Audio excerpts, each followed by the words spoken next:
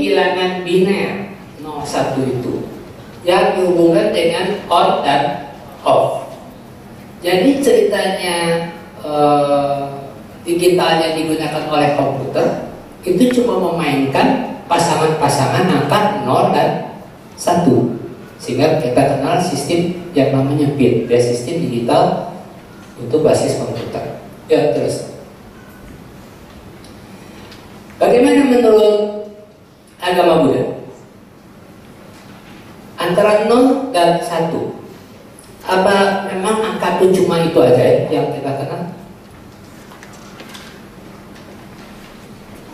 Pada waktu fasilogik itu mulai ditemukan pada tahun 60-an ya oleh seorang Yahudi, Dr. Zate, tapi dia di Amerika. Dia menangkap ada nilai-nilai di antara 0 dan 1 yang membedakan derajat intensitas. Tingkatan seperti pada pengaturan suhu AC, pendinginan kulkas, panas air mesin cuci, efek suara, alat musik. Jadi tidak cukup cuma 0 dan 1. Kalau dalam sebuah spektrum bukan cuma hitam dan putih, ada abu-abunya. Nah, itu dikaitkan dalam sebuah artikel di Kompas ya mengenai paralelnya dengan apa yang diajarkan dalam tradisi Zen dalam agama Buddha. Seorang guru Zen mengatakan tangan kita ini bisa terbuka 1, ini namanya, tertutup 0. Kalau kita suruh pilih 1 saja dan 0 saja, itu kurang manfaatnya. Sebetulnya maksudnya kalau terbuka itu memberi, tertutup itu clear. Kita mesti tahu kapan buka, kapan tutup. Yang kita butuhkan tangan kita kerjanya bisa main, nggak mau begini terus. Misalnya cuma buat nampar atau nonjok aja. Enggak, kita mau main supaya tangan ini punya fungsinya. Sama seperti seekor burung, kalau sayapnya dia mentang terus, dia bisa terbang nggak?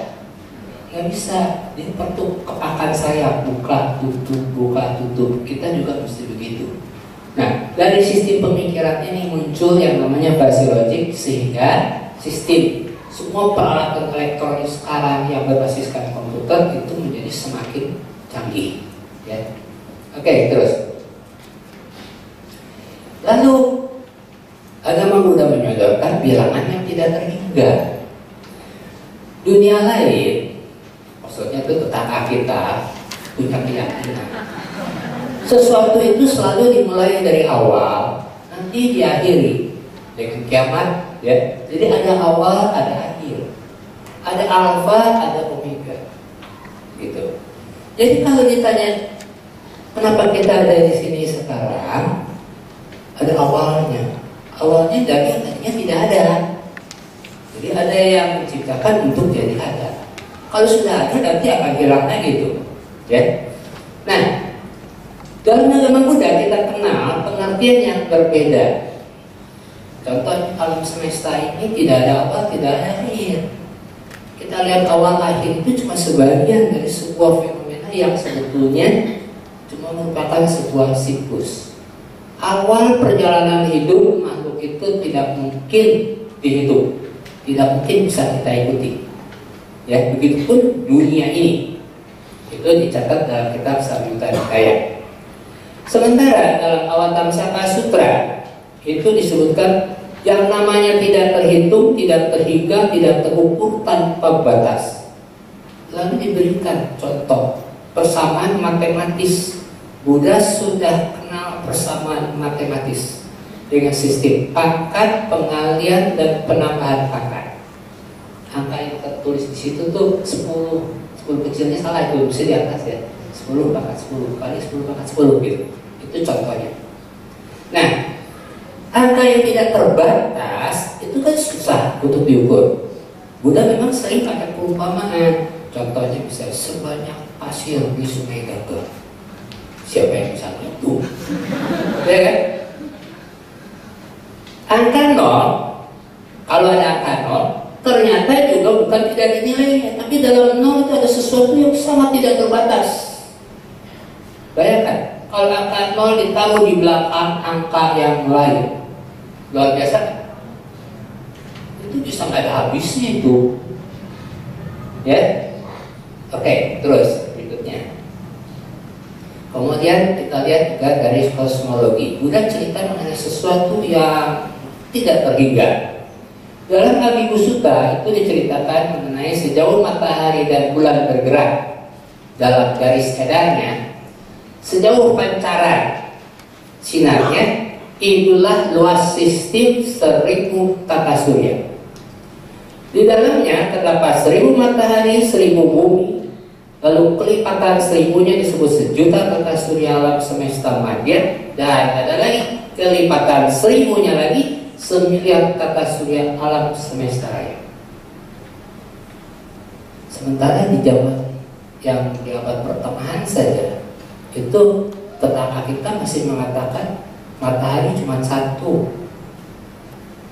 bumi satu. Sekarang pun masih banyak kan yang percaya matahari cuma satu, bumi satu. Kecuali orang sudah belajar mengenai kosmologi. Dan di zaman itu orang masih bicara mengenai matahari yang mengelilingi bumi. Bumi itu pusat yang diam. Sementara Buddha sudah mengatakan semua benda langit itu berputar loh, beredar pada poros yang disebut namanya sineru. Ya, itu cuma dalam sebuah satu sistem. Sistem tata surya itu ternyata bermiliar-miliar, banyak sekali. Artinya apa? Yang disampaikan oleh Buddha di zaman dulu memang sesuatu yang luar biasa, yang sulit diterima, baru dalam hal ini aja ya, sulit diterima oleh pengetahuan orang di zaman dulu. Di zaman orang pintar sekarang, berbahagia kita cepat nangkapnya. Jangan kita ngaji dengan apa yang diajarkan oleh Buddha lebih mudah, ya. Malah dalam Avatamsaka Sutra itu dideskripsikan bentuk-bentuk galaksi. Ada istilah gunung berapi dihubungkan dengan ledakan mulut singa yang ditafsirkan ya oleh McDavis itu sebagai black hole. Ada bintang yang baru tercipta yang sedang mengalami kemunduran dan hancur. Banyak lagi ada pengembangan penyusutan dunia. Lalu mengenai alam semesta yang terdiri dari materi dan cahaya. Kita tahu sekarang kalau hukum fisika, orang yang mau meneliti mengenai cahaya, mereka akan menemukan loh, cahaya itu bisa kita amati sebagai partikel, tapi ternyata bisa sebagai gelombang, bisa materi, bisa bukan materi. Pada waktu kita belajar ilmu dari orang pintar itu di zaman sekarang, barulah kita ketahui betapa hebatnya agama kuno yang sering ditinggalkan orang. Karena teman saya itu masih banyak yang kalau ketemu saya nanya, Pak Kris masih muda ya? Oke, terus yang jadi persoalan adalah kenapa dalam agama Buddha itu memang terjadi kemerosotan. Ada kemerosotan karena periode dharma yang sejati sudah lewat, ya. Itu katanya sekitar 500.000 tahun setelah Buddha parinirwana. Ada periode dharma tiruan, ya, juga makan waktu sepanjang kira-kira 500.000 tahun. Ada periode dharma akhir. Nah, ini berlangsungnya lama nih, sampai 10.000 tahun lebih. Sekarang kita di periode yang mana? Periode dharma akhir. Sementara dari versi yang lain disebutkan kemerosotan itu menyangkut jangka waktu kehidupan. Umur tuh makin merosot. Tapi sebetulnya kita sekarang umur makin naik ya. Apa? Harapan hidup manusia sekarang di Indonesia lebih panjang dengan 20 atau 10 tahun yang lalu. Sekarang lebih banyak orang tuanya, ya kan? Tapi ada kemerosotan lain, kemerosotan cara pandang, pengertian, ya. Kemudian ada kemerosotan karena berkembangnya kotoran nafsu. Kemerosotan karena kondisi makhluk. Kemerosotan karena memang zaman kosmisnya sendiri. Umur dunia ini setelah mengalami masa statis itu akan berangsur dia mengarah pada kehancuran. Selalu ada sebuah siklus terbentuk dan nanti hancur kembali. Cuma kita nggak cerita kiamat sekarang. Kenapa? Karena kiamat dalam agama Buddha itu masih jauh sekali. Kenapa? Ya, katanya nanti masih ada Buddha yang akan datang. Siapa? Buddha Maitreya. Sebelum Buddha Maitreya datang, belum kiamat. Jadi bahagialah kita hidup di zaman Buddha Maitreya belum datang. Tapi ada saudara kita yang mengatakan sudah. Ya kan? Nah ini yang ceritanya kemerosotan tadi, kemerosotan cara pandang misalnya ya, itu memang kita alami. Kemerosotan nafsu, iya kita alami. Selain memang kita lihat ada yang semakin berkembang. Kemerosotan umat Buddha itu nyata sekali pada waktu saya menemui sejumlah orang yang merasa bangga. Saya umat Theravada. Saya umat Mahayana. Emang bukan Buddha. Lebih bangga kalau disebut umat Theravada. Wiharanya pun tidak disebut wihara Buddha atau ini rumah Buddha. Wiharanya wihara Theravada. Kenapa? Lebih hebat daripada Buddha. Nah, Theravada itu lebih maju atau merosot? Sementara kalau saya selalu bilang saya umat Buddha. Biar saya sebetulnya udah cucu murid yang generasi berapa nggak bisa dihitung lagi. Tapi kita semua siswa Buddha kan. Kita adalah umat Buddha. Kita bukan umat biksu ini, biksu itu. Kita bukan umat majelis ini, majelis itu. Kita bukan umat aliran ini, aliran itu. Kita adalah umat. Kalau pemikiran kita seperti itu, kita akan mempelajari agama Buddhanya secara utuh. Punya keberanian untuk gitu ya, menerima sesuatu ya menurut orang yang merosot tadi bilang cuma saya yang asli, yang itu sesat. Ya kita kan semua nggak mau disebut sesat. Oke, terus. Nah, dunia makin maju. Pada waktu kita melihat ada robot aja kita tahu Bu, memang zaman sudah lain. Tapi saya jadi ingin tertawa juga pada waktu dalam sebuah forum itu ada tokoh Buddhis yang mengatakan umat Buddha itu sudah sangat biasa bagi-bagi sembako. Kalau setelah upacara Ulambana, sebentar lagi Ulambana, okay? Setelah menyembayangi setan-setan leluhur, itu sembahannya dibagi-bagikan kepada orang yang membutuhkan. Lalu ada tetangga kita yang maksudnya agama lain, kalau saya sebut tetangga, yang langsung protes. Saya baru tahu umat Buddha nyembayangin setan. Setan itu iblis, musuh Allah. Jadi kenapa agama Buddha di zaman Sriwijaya yang besar, Majapahit besar, sirna di bumi Indonesia? Karena Allah tidak berkenan. Kenapa pemerintah sekarang ini mengizinkan agama Buddha hidup lagi di sini? Jadi saya keberatan agama Buddha ada lagi di Indonesia karena nyembayangin setan. Saya bilang salah, umat Buddha mana ada nyembayangin setan. Sebetulnya maksudnya itu pelimpahan jasa upacara dibuat gitu ya untuk arwah leluhur. Nah, tokoh kita ini protes sama saya. Agama Buddha nggak cerita arwah itu roh. Udah mengajarkan tidak ada roh. Apa katanya gitu? Tidak ada no soul. Keluar tuh bahasa macam-macamnya. Terus didengar oleh saudara yang lain, dia lentur. Kalau gitu umat Buddha itu robot rupanya. Robot, nggak usah punya roh. Ya, jadi saya nanggapi ada roh, bukan tidak ada, cuman roh dalam pengertian agama Buddha, rohnya tidak kekal. Masih ada yang protes, masa bisa roh tidak kekal? Kalau ada roh kan mesti kekal. Jadi jawaban saya, coba bayangkan roh Anda waktu masih kecil sama roh yang sekarang sama nggak? Sama? Nggak sama. Kalau nanggung dosa waktu kecil sama sekarang nanggungnya sama nggak? Iya Pak. Nah, sekarang udah banyak dosanya, dulu kan belum katanya gitu ya. Tuh, rohnya udah lain namanya. Baru orang ngerti. Itu berubah, roh pun berubah. Tapi jangan dibilang tidak ada. Ya, roh itu sekarang menjadi semangat, termasuk kalau cerita sains berkembang karena ada rohnya itu, roh sadans. Nah, roh sains itu begitu hebat sehingga bisa merasuk ke orang yang kita pikir itu mestinya dia kan main-main ke tempat adanya game seperti itu.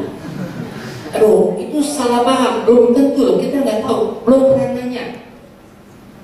Kalau ini betul biksu betulan, betul ya? Kita belum tanya apa alasannya. Tapi udah terus nyalahin aja. Kalau yang main ceritanya biksu ikut pakai HP, terima kasih sekali. Bahagia loh, biksu bisa pakai HP sekarang. Tapi jangan ada grup apa-apa dulu waktu permulaan muncul, itu melanggar winaya. Udah so tahu bener. Sering umat-umat biasa itu langsung menyalahkan bangkai-bangkai yang dia lihat menurut pemikirannya tidak boleh begini, tidak boleh begitu. Tapi padahal nggak ngerti urusannya. Ya. Nah, kita nggak tahu. Barangkali ini sedang memanfaatkan sesuatu yang dipelajari dari situ yang akan berguna untuk umat banyak. Oke, terus. Masalah dulu dengan sekarang apa berubah? Fenomena ceritanya Siddhartha Gautama sampai pergi bertapa karena melihat orang sakit, orang tua, orang mati, semua sama kan? Cara nanganinya aja yang berbeda. Ya. Sekarang ini memang makin maju. Kalau orang mati itu agamanya menentukan kok, kuburannya ditentukan. Dulu waktu saya ke Taman Pahlawan ya, kita nggak bisa bedakan agamanya. Sekarang, bukan sekarang, itu udah 20 tahun yang lalu waktu saya kembali ke Taman Pahlawan, ternyata dipisah-pisah. Kita ditanya, mau berziarahnya ke yang agama Buddha atau agama apa? Kenapa? Yang agama Buddha dikumpulkan sendiri. Di situ ada kira-kira 20-an kali makam ya pahlawan yang agamanya Buddha. Nanti ada lagi yang agamanya beda. Kenapa dikumpulkan? Jawabannya apa? Takut berantem.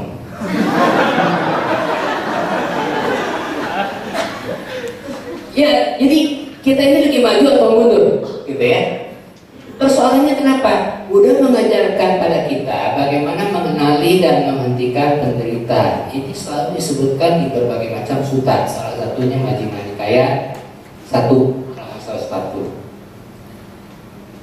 Jadi yang belajar agama Buddha itu mesti mendapatkan sesuatu mengenai bagaimana mengenali penderitaan dan mengakhiri. Apa Buddha mengajarkan orang pintar tadi cuma umat Buddha?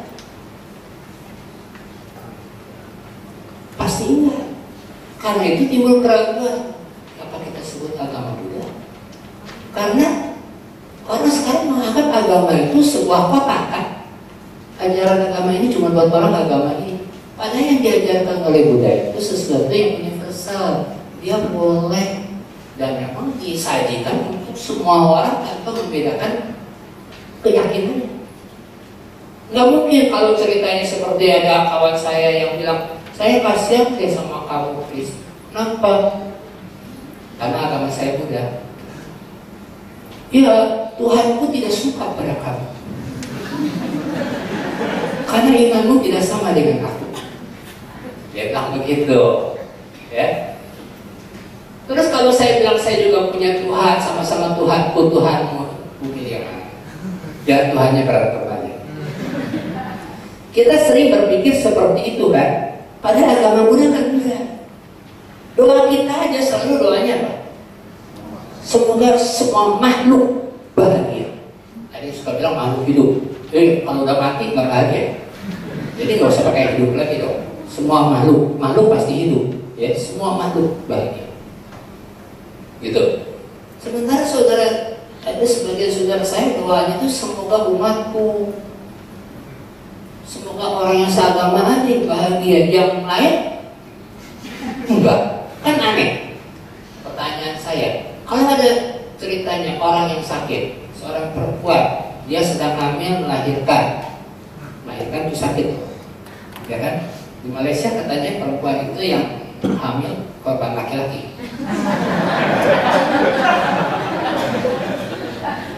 Ya, sakitnya orang yang melahirkan yang beragama Buddha dengan yang beragama Islam sama. Nggak bisa dibedain cuma karena agamanya, kan pasti sama. Patah hatinya orang Hindu dengan patah hati orang Kristen sama kan? Ya sama. Jadi mestinya obatnya juga sama, bukan hanya untuk umat Buddha. Ya karena itu bahasa kita harus bahasa universal. Kalau tidak universal seperti yang setan tadi, orang jadi protes. Sehingga saya menjelaskan, bukan. Setan dalam agama Buddha itu marah, iblis. Ada umat Buddha sembahyang pada marah, ya kan? Itu lahir. Jadi kita mesti pisahkan, ya. Di zaman sekarang agama Buddha yang relevan itu memang agama yang bisa mengusahakan lenyapnya penderitaan. Itu yang kontekstual, ya, yang sering kita sebut engage Buddhism. Dia peduli dengan segala yang terjadi di sekeliling kita. Oke, terus slide.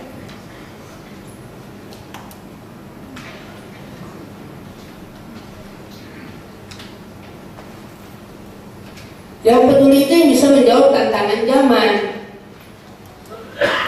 Nah, menurut Julius Huxley, ini seorang ahli biologi, juga filsuf dari Inggris.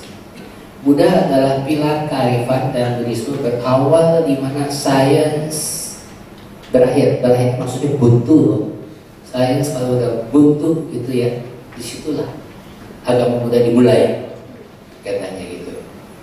Nah, tadi sudah disebutkan mengenai Einstein yang mengatakan bahwa Buddhisme itu ya bisa cocok dengan zaman sekarang kita ini. Lalu pertanyaannya, kenapa Einstein menganut agama Buddha? Di tahun 39 Einstein sudah menyebutkan mengenai agama Buddha. Ternyata Einstein gak pernah belajar agama Buddha. Einstein cuma dengar dari temannya yang namanya Schopenhauer. Schopenhauer ini yang menulis mengenai pemahaman tentang agama Buddha. Einsteinnya sendiri gak sempat kenal persisnya agama Buddha, ya, cuma langsung tertarik. Loh, ini ada sebuah agama yang ternyata gitu melampaui Tuhan berpribadi, bebas dari dogma dan teologi. Bebas dari dogmanya ini yang penting. Oke, terus ada sintesis sains dengan agama, kesejajaran dan kesesuaian, ya. Buddhisme itu menjadi sumber inspirasi. Dan ini diperlukan oleh sains. Kenapa? Karena pengetahuan bagi si dungu itu membawa kesengsaraan, menghancurkan kebaikannya dan membelah kepalanya sendiri. Ini menurut Buddha. Kalau pengetahuan salah disalahgunakan, itu yang terjadi. Seperti jatuhnya bom atom di Hiroshima, Nagasaki, ya, itu terjadi karena itu. Atau pencemaran lingkungan, banyak korban gitu ya. Contoh penyakit misalnya itai-itai, itu penyakit karena lingkungan, karena limbah dari industri. Nah, kalau kita cuma memanfaatkan pengetahuan semata-mata untuk pengetahuan, maka kehidupan manusia itu tidak pernah bisa sampai pada apa yang kita sebut bahagia. Lalu di antara agama dengan sains, sekalipun beda posisi, kita mesti pahami beda posisi, ya. Kemudian tidak berarti harus berjalan sendiri-sendiri. Di Dibutuhkan ketajaman analisis saintis ala Einstein sekaligus kearifan dan kesucian seorang Buddha. Persoalannya, kalau agama Buddha tidak pernah bertentangan dengan sains, bisa nggak disebutkan siapa tokoh sains yang pernah terima hadiah Nobel yang agamanya Buddha? Ada? Udah, pertanyaan kita tunggu. Silakan slide berikutnya. Kata Einstein, ilmu pengetahuan tanpa agama lumpuh, agama tanpa ilmu pengetahuan buta. Nanti kita lanjutkan dengan tanya jawab, termasuk sebagian yang tadi saya sudah lontarkan duluan, ya. Silakan. Itu saya serahkan pada moderator. Ya, jadi setelah dua pembahasan tadi, ini tiba saatnya kita membuka untuk tanya jawab. Mungkin tanya jawab ini bisa dibagi dalam dua versi. Bagi Anda yang ingin bertanya langsung bisa langsung maju ke depan, nanti ada petugas yang mengedarkan mikrofon. Ataupun bagi Anda yang malu bertanya langsung, Anda juga bisa menuliskannya di atas kertas yang juga nanti tinggal diangkat tangannya minta kepada petugas yang ada di sekitar Anda. Nanti lembar pertanyaannya akan kami saring, akan kami tanyakan langsung. Dan kepada yang berani bertanya langsung juga nanti ada souvenir dari panitia. Jadi ada hadiah langsungnya. Jadi mungkin bagi Anda yang ingin bertanya langsung, kami silakan. Saya langsung buka untuk 3 orang pertama dulu. Dari bangki salah atau dari samping kanan kiri ataupun yang di depan. Ada? Silakan angkat tangannya. Nanti dikasih mikrofonnya, sebutkan nama kemudian pertanyaannya. Yang di bangki salah Pak.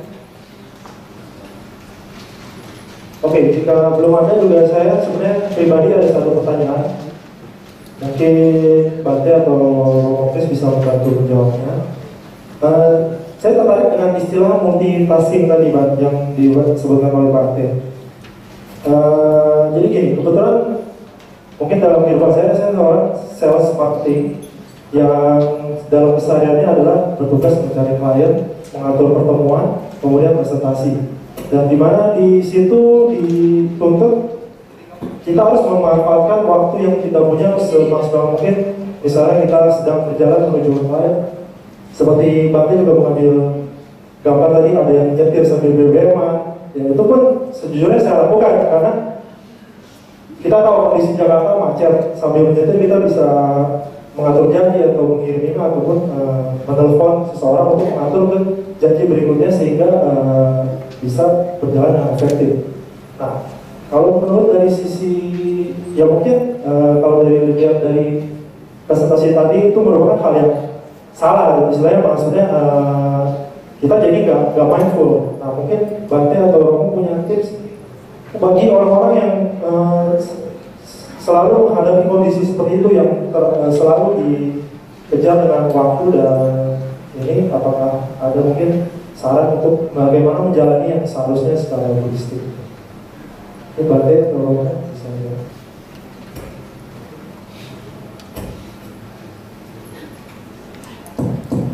Ya, sambil juga kita menunggu pertanyaan-pertanyaan lainnya ya. Pada waktu kita berlatih supaya bisa mindful, makan aja berapa lama? Waktu yang disiapkan makan dengan mindful berapa lama? Setengah jam, gitu ya, 20 menit.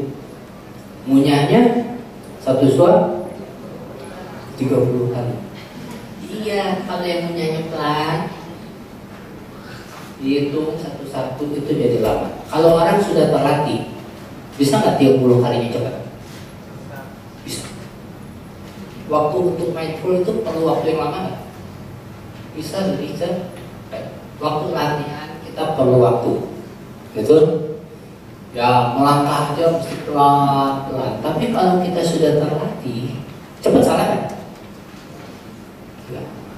Nggak salah. Kita mesti fokus pada sesuatu, itu betul. Tapi fokus pada ada sesuatu yang kita kerjakan cepat, kita loncat lain ke yang lain, masih fokus juga untuk hal yang baru, salah nggak? Nggak salah, tergantung latihan kita. Nah, kalau ini kita semua menjadi lambat, hidup di style menjadi lambat, ini soal waktu kan? Ya, kelihatannya, wah nggak bisa. Tapi kalau ada orang yang bisa memanfaatkan waktu sehingga dalam yang waktu singkat fokusnya bisa berbanyak hal, tapi tiap hal itu mindful, bisa nggak? Sangat bisa. Kita perhatikan sekarang seorang yang memakai main piano, kanan kiri tangannya lain kan? Untuk yang biasa bisa nggak? Orang-orang yang nggak pernah terlatih nggak bisa. Dia terlatih, bisa. Sementara kalau yang belum kita pikir, wah kita konsentrasi dong, gerakan tangan kanan aja, yang kiri terus diam. Jadi kerjakan tapi perlu latihan, gitu kan? Karena ada orang yang karena banyaknya minatnya itu terlalu luas sampai nggak ada yang sukses lagi. Banyak orang sukses dia harus mulai dari yang kecil. Kalau cerita sebuah perusahaan besar, apa dia tiba-tiba besar? Harus yang kecil. Sehingga kalau sudah perusahaannya besar, yang kecil ditinggalkan. Saya ingat mengenai sebuah buku yang ditulis oleh Schumacher. Itu diterjemahkan dalam bahasa Indonesia, kecil lebih indah, small is beautiful kan. Yang terjemahkannya saya umat muda gitu. Kemudian yang baca, yang kebanyakan baca juga ternyata bukan orang-orang Buddhis. Mereka bicara mengenai ekonomi Buddhis. Kagum sekali dengan ekonomi Buddhis. Saya baca belakangan juga mereka. Wah betul, ini cocok dengan pemikiran Buddhis. Kalau mau besar pun, mulai dari yang kecil nggak boleh diabaikan. Kecil itu mesti indah-indah semua kan. Tapi pada waktu ini, buku ini dibaca oleh seorang konglomerat Buddhis. Saya nggak setuju. Nggak setuju. Cara berpikirnya berbeda. Ya, padahal bisa. Bukan enggak. Kira-kira contohnya seperti mungkin Bante mau melengkapi kalau ada yang saya salah. Kadang-kadang duduk sama Bante ini posisi saya sulit. Sulitnya apa? Biar saya bilang saya betul, ya orang akan bilang Bante lebih betul. Ini udah pernah terjadi, gitu. Sehingga saya punya pengalaman kalau saya mengucapkan sesuatu menurut Buddha, saya mesti kutip ayatnya. Ini kitabnya. Bantenya ngomong juga menurut Buddha, tapi nggak bisa nunjukin. Jadi orang tahu kalau saya nggak salah. Kira-kira begitu. Karena itu kita perlu mencari ke ayat, gitu ya. Karena sering setiap ketemu Bante, Bante itu kan macam-macam. Kalau Bantenya Nayasa ya saya percaya lain. Ini yang sudah disiapkan kan, tapi ada Bante yang lain yang kadang-kadang kita bisa pusing juga. Ya, silakan. Saya pikir cukup ya, sangat jelas. Nah, jika saya yang saya menjawab, saya akan menjawab dengan jawaban yang serupa. Kalau tidak sama persis ya kira-kira seperti itu. Karena pemahaman pribadi saya mengenai multitasking adalah seperti itu juga. Jadi di depan kita ada beberapa tugas, tapi kita tetap mengerjakan. Ketika saya mengetik ya saya tetap harus mengetik. Jadi yang dianggap sadar penuh di sini itu bukan berarti harus lambat pelan seperti yang Romo Krisnanda katakan tadi. Tapi pengalaman Anda ketika Anda masih bayi belajar untuk berjalan, mulai dari merangkak berjalannya pelannya satu langkah demi langkah, atau ketika Anda belajar bersepeda, membawa mobil, main piano, ketika Anda belajar untuk berenang contohnya, semua kita mulai dengan pelan. Ya, contoh tadi yang diambil adalah menyetir mobil sambil BBM. Ya, saya harus klarifikasi di sini. Saya menampilkan gambar itu, saya tidak mengatakan itu salah atau keliru. Saya hanya mengatakan itu tidak mindful, kurang mindful ketika Anda ya, dan bisa membahayakan penumpang lain ya, ketika Anda itu kurang aware, kurang sadar terhadap mobil-mobil yang datang. Atau saya mengatakan itu ya. Tapi kembali lagi, apakah boleh sambil nyetir BBM? Ya seperti yang Romo Kris katakan, itu tergantung tingkat latihan kita. Bagi orang yang mungkin tingkat latihan kesadarannya tinggi, dia bisa sadar penuh ketika BBM sambil membawa mobil, why not gitu, kenapa tidak. Tapi sebisa mungkin kita yang masih pemula, yang kita lakukan bertahap. Ya, Anda pasti tahu dong ketika pertama kali belajar menyetir itu, menyetirnya nggak berani cepat-cepat ya. Kalau mau ke kanan juga kasih lampu sen dulu kanan. Kalau udah pinter, udah piawai, udah lihai dalam masalah menyetir, katanya saya tutup mata aja bisa pulang ke rumah gitu. Bolongnya ada di mana saya udah hafal. Jadi di sana itu malah gudang kesadaran yang memori kita yang sudah bekerja, yang sudah tahu di mana harus belok, di mana harus itu, jadi udah bisa melakukannya dengan terampil. Ya, jadi masalah boleh apa enggaknya itu tergantung pribadi. Ya, tapi saya sarankan untuk kita yang masih pemula, masih ini belajar untuk berlatih sadar penuh, ya kita mulai dari yang pelan-pelan. Yang namanya multitasking, bisakah Anda melakukan banyak hal dalam satu saat yang bersamaan? Agak sulit, ya. Bagaikan lampu sorot ketika satu kegiatan, kesadaran kita menyoroti satu kegiatan berganti. Walaupun bergantinya itu dalam masa yang sangat super singkat sekali. Kalau ada satuan yang paling kecil, mikro, nano, apa yang paling kecil pun yang bisa kita ukur dengan ukuran sains dalam waktu itu bisa jauh melebihi itu. Ya seperti yang Romo Kris katakan itu, sudah menggunakan deskripsi ya, tak terbatas. Jadi singkatnya itu begitu singkatnya kita berpindah dari satu objek ke objek lain.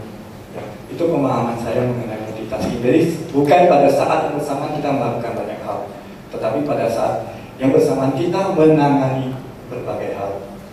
Ya, tapi tetap objek kesadarannya berpindah-pindah terus dalam waktu yang super singkat. Saking singkatnya mungkin sama pikiran kita itu tidak terdeteksi.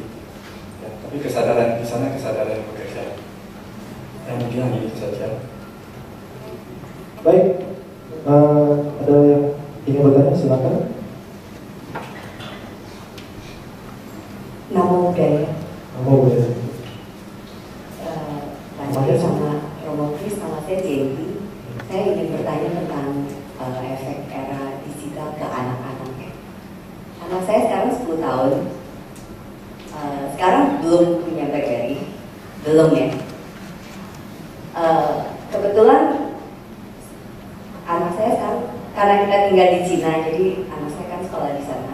Ada peraturan sekolah di sana, anak-anak tidak boleh menggunakan handphone.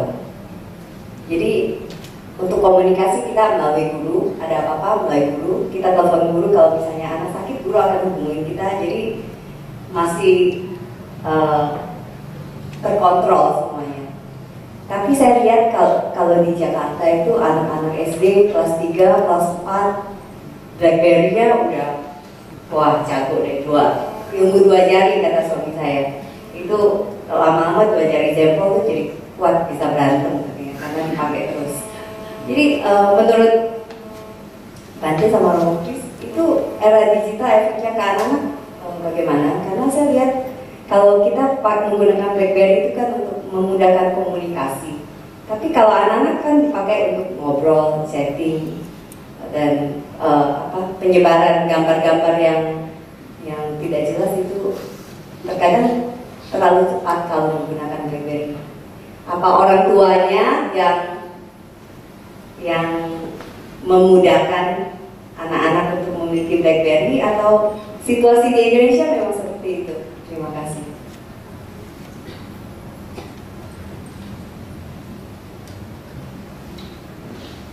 Ya gantian, saya duluan nanti. Nah, jadi kita pertanyaan yang sangat bagus dari Bu Jeti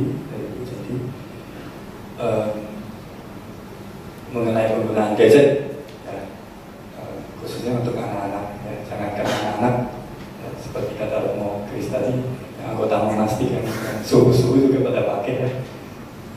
Dan bagaimana pengaruh dampaknya terhadap kehidupan kita sehari-hari. Tadi saya sekilas hanya memberikan sedikit stimulasi supaya Anda merenungkan apa yang terjadi dalam diri Anda. Dan pertanyaannya lebih berkaitan dengan anak kecil, apakah orang tuanya yang ingin memudahkan dirinya sendiri sehingga memberikan BlackBerry atau handphone kepada anaknya, alasannya untuk biar lebih aman. Ketika dulu kita yang umur 30-an, 40-an, zaman kita masih anak kecil, ada nggak yang namanya handphone? Ada nggak yang namanya BlackBerry? Buktinya kita aman-aman saja. Nggak ada di sini. Untuk pertanyaan ini, semua pada tahu yang namanya pisau tuh. Pisau kan ada dua sisi ya.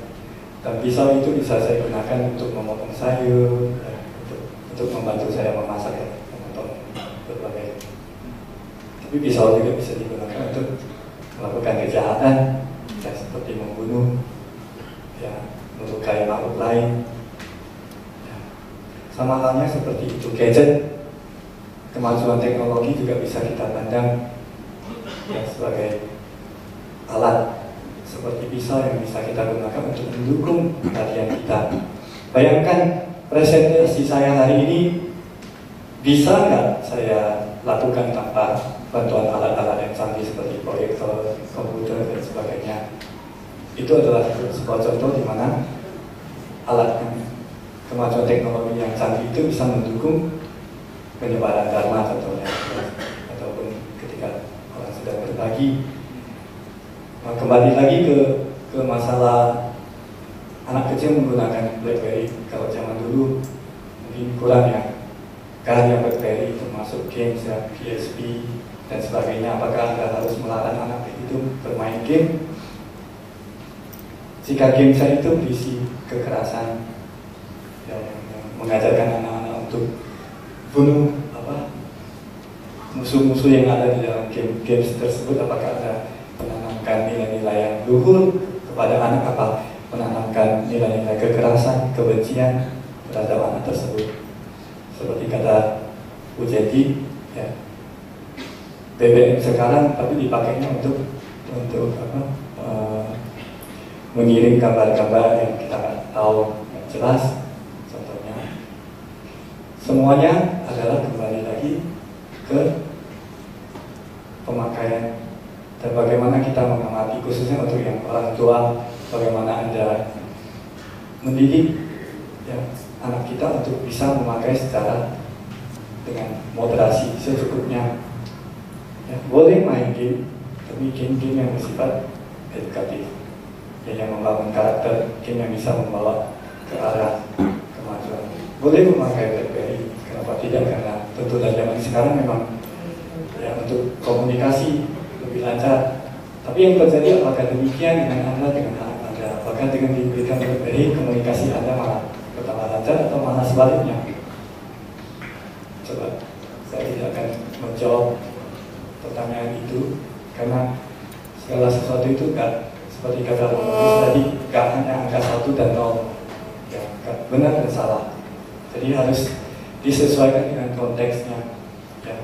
Sebilah pisau yang saya gunakan untuk memotong sayur ya, untuk membantu saya memasak ya, saya boleh katakan pisau itu baik. Tapi sebilah pisau yang saya gunakan untuk melukai makhluk lain ya, melukai sesama manusia, pisau itu jadi ya, tidak baik, kurang baik. Jadi untuk masalah ini ya, kebijaksanaan kita masing-masing dan kebijakan orang tua masing-masing ya, untuk mendidik anaknya masing-masing ya. Jadi tidak ada yang, karena terbukti ada anak yang diberikan BlackBerry, diberikan handphone ya, dia bisa mendiskusikan masalah tugas sekolah dengan temannya dan sebagainya, diberi fasilitas internet dan sebagainya.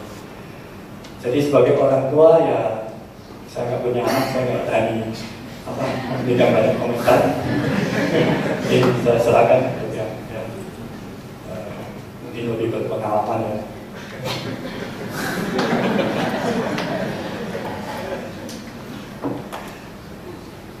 Ya, setiap saya dihadapkan dengan pertanyaan, terus orang mengharapkan jawabannya dari perspektif Buddhis, saya selalu akan balik ke esensi apa yang diajarkan oleh Buddha, inti sari ajaran Buddha, yaitu kausalitas, sebab akibat. Jadi begitu kita melihat atau kita mau memutuskan sesuatu, kita sudah mempertimbangkan sebab dan akibat.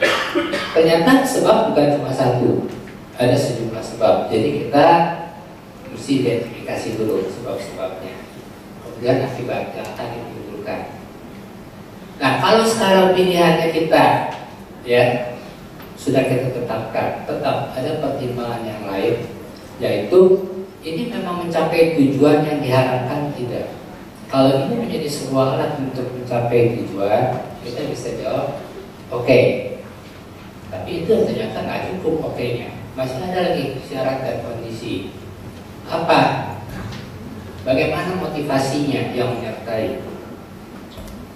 Kalau baik, ya, masih lagi kita pertimbangkan ada resikonya enggak? Karena setelah semuanya dipilih ada resikonya lagi kan? Siap tidak menghadapi resikonya. Jadi ada proaktifnya untuk mempertimbangkan itu. Untuk itu saya kasih contoh, misalnya di sekolah Triratna, di SMA Triratna, aturan lama tidak ada boleh siswa yang bawa-bawa HP. Kemudian perjanjian dengan siswa diubah, rupanya menjadi sebuah kebutuhan karena pengaturan waktu, jemputan dan sebagainya begitu ya, sehingga anak mesti punya HP. Oke, kalau gitu HP bisa dipakai pada waktu selesai sekolah. Jadi ada locker titipan HP, boleh, tapi ada syarat bisa dipenuhi.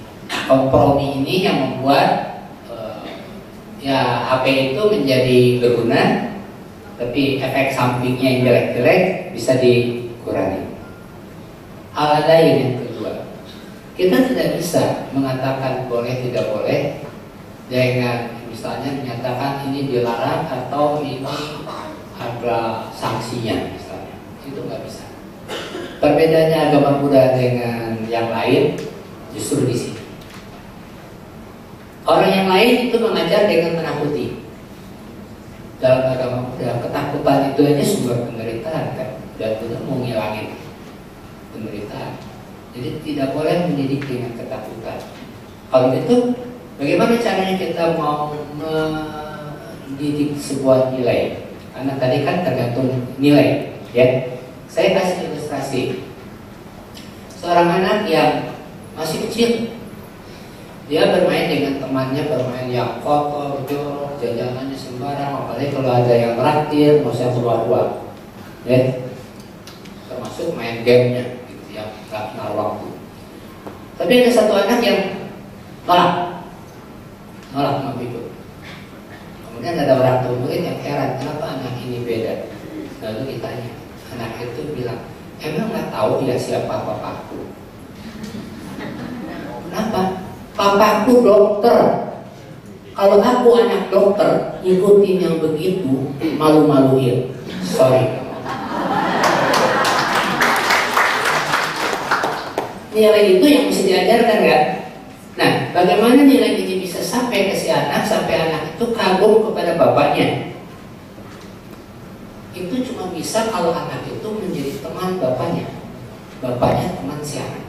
Anak sekarang itu kalau ditanya siapa teman kamu, ya sebutin 1, 2, 3 sampai beratus namanya, nggak ada papahnya, nggak ada mamanya.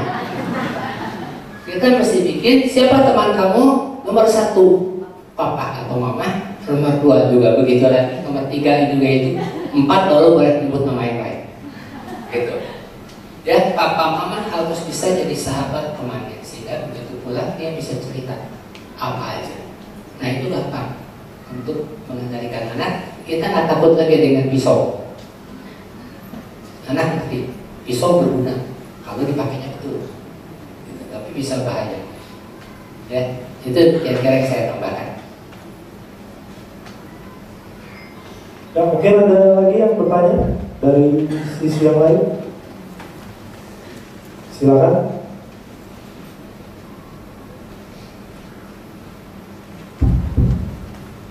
Oke, silakan.